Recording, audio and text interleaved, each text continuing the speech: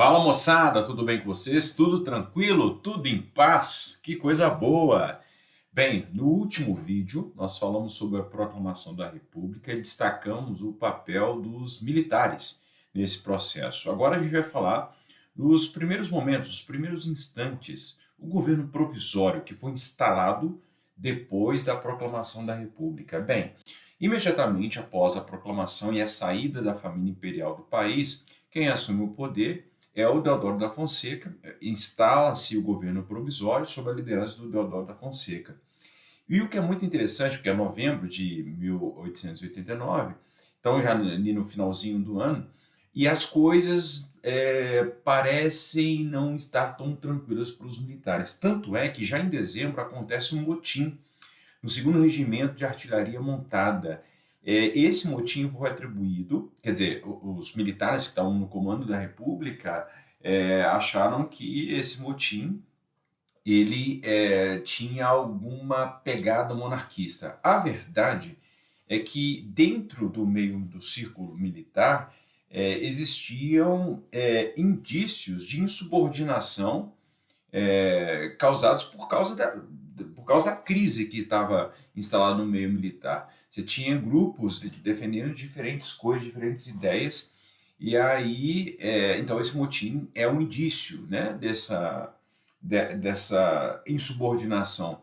Estava acontecendo, inclusive, na imprensa, também muitas críticas ao governo. E aí o governo, então, decreta uma censura.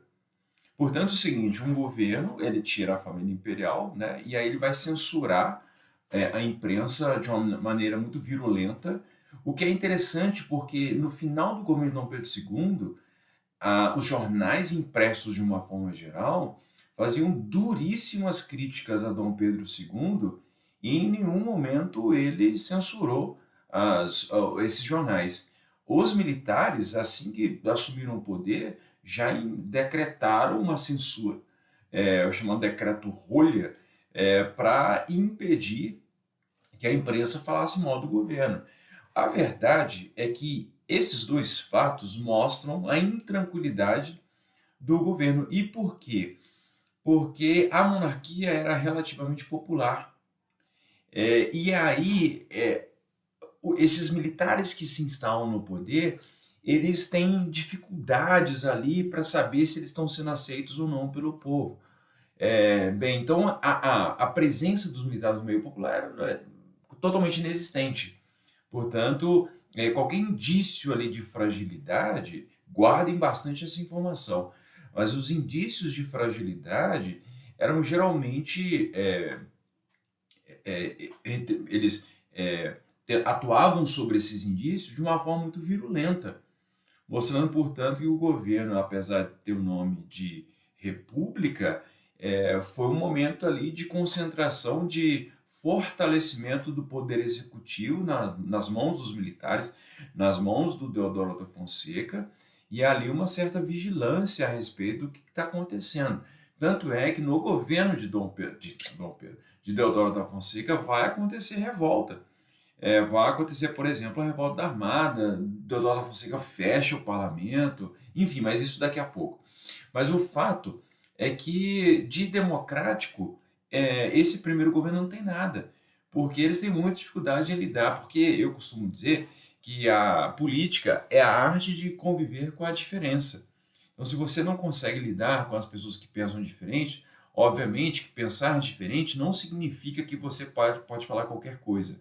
Falar diferente, você pode fazer críticas, você pode indicar problemas que estão acontecendo ali no governo, mas você não pode, por exemplo, alguém chegar e falar que o Deodoro da Fonseca era um canalha, você não pode desacatar a figura. Você pode fazer críticas ao governo, mas a figura é uma coisa, enfim. Mas, entretanto, esse entendimento que a gente tem sobre o que se pode falar, o que não pode, é atual. Porque naquela época eles iam ainda fazer a Constituição, eles iam ainda fazer as leis republicanas, e estava tudo ainda muito incipiente, né? Estava tudo meio assim, para acontecer.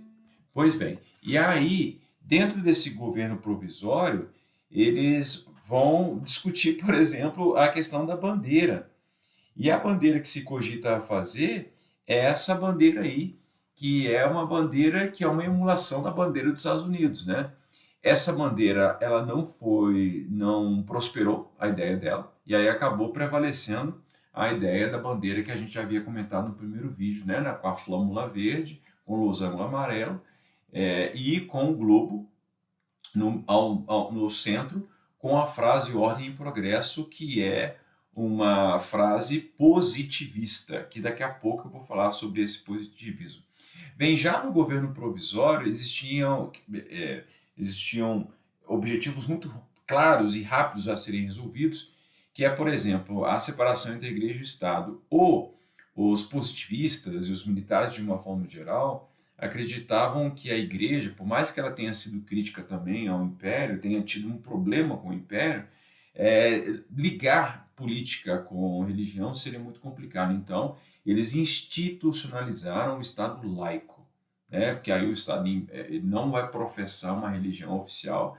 Havia uma presença já significativa de protestantes, principalmente no sul, com os alemães, que eram majoritariamente luteranos.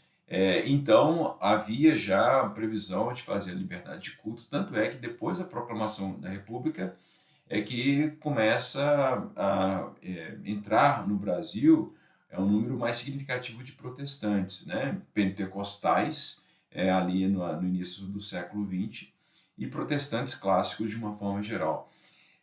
Há uma naturalização dos estrangeiros, e por que isso era importante? Primeiro, por causa já da grande entrada de imigrantes desde a época do Império, italianos, alemães e de outras nacionalidades. Então, naturalizar esses estrangeiros era uma estratégia também de mostrar um rosto mais branco da população, porque é uma política tanto do Império quanto da Primeira República de branquear a população, de incentivar que a população fosse miscigenada ou predominantemente embranquecida, para tentar tirar essas raízes ou tirar essa aparência da forte presença de africanos no Brasil. Obviamente que eu estou me referindo a uma política essencialmente racista do governo republicano e também lá do governo imperial, que tentava não só branquear a população, mas marginalizar a população de ex-escravizados do Brasil. Então, a naturalização dos estrangeiros visava incentivar a presença desses europeus aqui no Brasil. A instituição da nova bandeira, a gente tinha comentado anteriormente, que é a bandeira tal como nós conhecemos, que a bandeira do Brasil é a bandeira da República, tá? Porque o Brasil, depois que foi independente, ele teve duas bandeiras, né? Aquela República, a bandeira do Império, e a bandeira agora da República. Bem, nesse início, nesse período do governo provisório, existia uma disputa muito clara, existiam outros jogadores políticos, outros projetos políticos, mas eu basicamente resumi as disputas políticas em dois projetos. O projeto do federalismo, que visava dar mais autonomia para as províncias. Esse projeto era, sobretudo, o maior entusiasta desse projeto era São Paulo, porque São Paulo já era um estado grande naquele momento, então São Paulo queria, por exemplo, ter autonomia para poder negociar empréstimos estrangeiros, poder emitir, quer dizer, fazer uma série de medidas que beneficiassem aos negócios que São Paulo já tinha. Já os militares, principalmente influenciados pelo positivismo, e aí eu preciso fazer rapidamente aqui um parênteses, o positivismo é uma corrente ideológica, uma corrente de pensamento que pregava que o ser humano estava num processo de evolução inexorável, ou seja, que o ser humano está evoluindo de forma indubitável, inegável. Então, inexorável significa que não tem como negar, né? Não tem como frear esse processo.